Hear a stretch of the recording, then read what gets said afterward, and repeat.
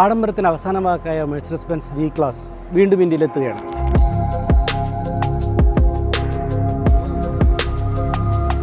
ഇത്തവണ എന്താ പ്രത്യേകത എന്ന് വെച്ചാൽ ഇന്ത്യയിൽ തന്നെയാണ് നിർമ്മാണം.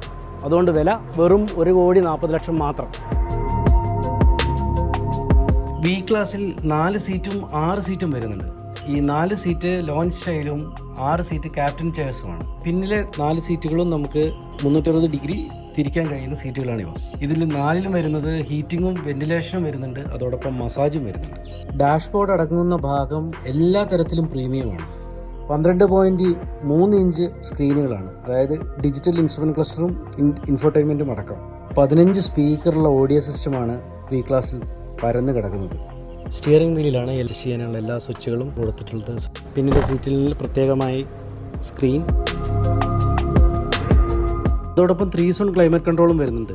വിൻഡോ ബ്ലൈൻഡ്സ്, 64 കളറിലുള്ള ആംബിയൻ ലൈറ്റിംഗ്, വയർലെസ് ചാർജ്, ധാരാളം USB പോർട്ട്, സുരക്ഷയ്ക്കായി 7 എയർ ബാഗ്, 360 ഡിഗ്രി ക്യാമറ, അഡാസിൻ്റെ ഫുൾ സ്യൂട്ട്, അതായത് lane keep assist, blind spot assist, adaptive cruise control എല്ലാം വരുന്നുണ്ട് ഇതിൽ.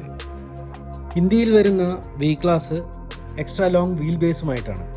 ഏകദേശം 5.37 മീറ്റർ നീളം വരും. അതോടൊപ്പം 18 ഇഞ്ച് ടയറും വലിയ ചില്ലുകളും കൂടെ ചേരുമ്പോൾ ശരിക്കൊരു ഭീമാകാരമായ രൂപമാണ്.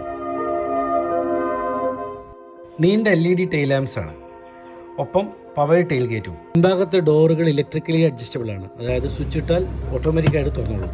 ചെറിയ ബാഗോ ലഗേജോ വെക്കണമെന്നുണ്ടെങ്കിൽ നമുക്ക് ഈ ചില്ല് മാത്രം തുറന്ന് ഉള്ളിലേക്ക് വെക്കാം. അഥവാ വലിയ ലഗേജ് ആണെന്നുണ്ടെങ്കിൽ ബൂട്ട് മൊത്തമായിട്ടും തുറക്കാൻ പറ്റും.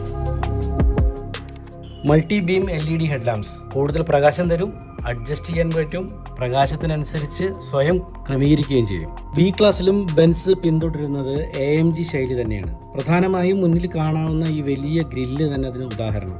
സ്റ്റാർ ഷേപ്പ് ഇലുമിനേറ്റഡ് ഗ്രില്ലാണ് വലുതായിട്ട് മുന്നിൽ വരുന്നത്. വീൽ ബേസ് ആകട്ടെ 3.43 മീറ്റർ.